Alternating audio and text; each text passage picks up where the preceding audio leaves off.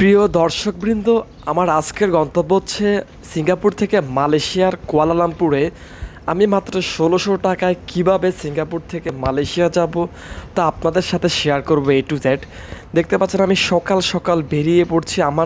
সিঙ্গাপুরে আমার হোটেল ছিল একেবারে মোস্তফা মার্টের খুব পাশেই। আর মোস্তফা মার্ট থেকে এই বাস স্টেশনে আসতে আপনার সময় লাগবে মাত্র ৮ থেকে ১০ মিনিট হেঁটে হেঁটে আসতে। ইতিমধ্যে আমি চলে এসেছি। আর সিঙ্গাপুরের এই বাস স্ট্যান্ড থেকে আপনি মালয়েশিয়ার লারকেনের উদ্দেশ্যে রওনা দিবেন। মালয়েশিয়ার লারকেনের উদ্দেশ্যে $5 নিয়ে নেবে। বাসে ওঠার সময় ওরা $5 নিয়ে নেয়। অবশ্য ভাঙতি টাকা নিয়ে উঠবেন। আমার কাছে ভাঙতি টাকা ছিল না, 10 টাকার নোট ছিল। আমার আবার চেঞ্জ করা লাগছে। দেখতে পাচ্ছেন আজকে কিন্তু বাসটা বেশ ফাঁকা। আপনি যদি সকাল সকাল রওনা দেন একেবারে 6টা থেকে 7টার মধ্যে, তাহলে বাস এরকম ফাঁকা পেয়ে যাবেন। আর জ্যাম মুক্ত আপনি চলে যেতে পারবেন একেবারে সিঙ্গাপুরের বর্ডারে। তো $5 আপনি আপনি হিসাব করে নেন, $5 বাংলা ধরেন 500 টাকাই হলো। আপনি একেবারে মালয়েশিয়ার লারকেনে চলে যেতে পারবেন। আর এই বাসটির নাম হচ্ছে CW2। সিঙ্গাপুর থেকে মালয়েশিয়া এই বাসটি চলে যায়, মালয়েশিয়া বলতে লারকেনের উদ্দেশ্যে চলে যায় CW2। আমি আপনাদের সাথে ডিটেলস বলতেছি। এরপরে যারা কুয়ালালামপুর যাবেন কিভাবে যাবেন আমার এই ভিডিওটি দেখতে থাকুন।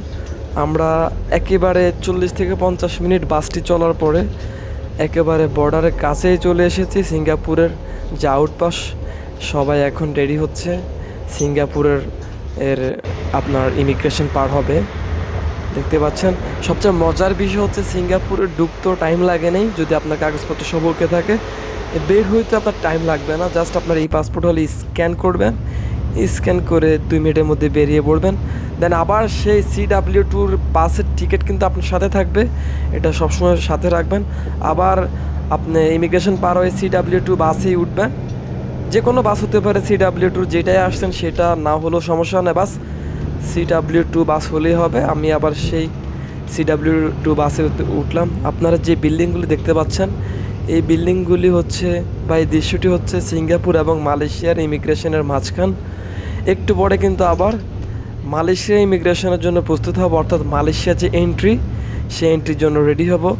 আপনার সাথে যে ডকুমেন্টস, পাসপোর্ট, কাগজপত্র এগুলোই পারলে বাসে গুছিয়ে নেবেন। বাস থেকে নামার পরই কুইকলি আপনি সিরিয়ালে দাঁড়িয়ে যাবেন। তেমন সিরিয়াল থাকে না আমাদের দেশের মতো। দেখতে পাচ্ছেন আমি কিন্তু ইমিগ্রেশন ক্রস করে আবার বাসের উদ্দেশ্যে এখানে দাঁড়িয়ে অপেক্ষা করতে থাকলাম। আমি কিন্তু ইমিগ্রেশনের ভিডিওটা দেখাতে পারলাম না, রেস্ট্রিকশন এরিয়া। মালয়েশিয়ার ইমিগ্রেশন পার হয়েছি। আমাকে জিজ্ঞেস করছে আপনি যাবেন কোথায়। হোটেল বুকিং মাস্ট বি দেখাইতে হয়, আর আপনার কে আছে মালয়েশিয়াতে, কতদিন স্টে করবেন, আর return air ticket must be দেখাইতে হবে। তো দেখতে দেখতে চলে এলাম মালয়েশিয়ার লারকেনে। এই পর্যন্ত কিন্তু আমি CW2 বাসে করে চলে আসছি। আমার খরচ হয়েছে $5। দেখতে পাচ্ছেন লারকেন বাস স্ট্যান্ড, এখানে অসংখ্য বাস আছে। এটা কিন্তু মালয়েশিয়াতে। অতএব বলা যায় যে আপনি মালয়েশিয়াতে এন্ট্রি করলে কিন্তু $5 এন্ট্রি করতে পারতেছেন।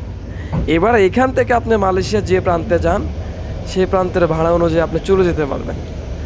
তো এখান থেকে ইনশাল্লাহ আমি কুয়ালালামপুর অর্থাৎ TBS স্টেশনের নাম, বাস স্ট্যান্ডের নাম TBSের টিকিট কাটলাম অলরেডি। দেখতে পাচ্ছেন আমি আবার বাসে উঠলাম, আরেকটা বাসে 40 RM বাংলা প্রায় সম্ভবত 1100 টাকার মতো হয়। তো এখান থেকে 4 ঘন্টা দূরত্বে KLCতে আপনি চলে যাবেন, অর্থাৎ TBS বাস স্ট্যান্ডে। TBS বাস স্ট্যান্ড থেকে ওখানে LRT আছে, MRT আছে, অর্থাৎ মেট্রো ট্রেন আছে। আপনি চাইলে মন মতো যে কোনো জায়গায় চলে যেতে পারবেন। আর এই নয়নাভিরাম দৃশ্য আমার প্রাণ কেড়েছে। এগুলি হচ্ছে পাম অয়েল বাগান। পাম বাগান কিন্তু মালয়েশিয়াতে প্রচুর পরিমাণ। যখন লারকেন থেকে আপনি কুয়ালালামপুর যাবেন অনেক পাম অয়েল বাগান দেখবেন পাহাড়ের উপরে। বিশেষ করে দৃশ্যটা খুবই ভালো লাগবে। মন চাচ্ছে তো এখানে আমি নেমে গিয়ে দৃশ্যটা উপভোগ করে পাহাড়ের উপরে চলে যাই, কিন্তু এখন তো সেই সুযোগ নেই, আমি যেহেতু কুয়ালালামপুর চলে যাব। তো দেখতে পাচ্ছেন বিশেষ করে যারা সিঙ্গাপুর থেকে আসবেন সকাল সকাল রওনা দিয়ে আসলে বেটার হয়। দিনের 12টা-1টার মধ্যে আপনি KLCতে পৌঁছে যাবেন। আর আমাদের অনেকেরই প্ল্যান থাকে সিঙ্গাপুর আর মালয়েশিয়া একসাথে ট্যুর করার।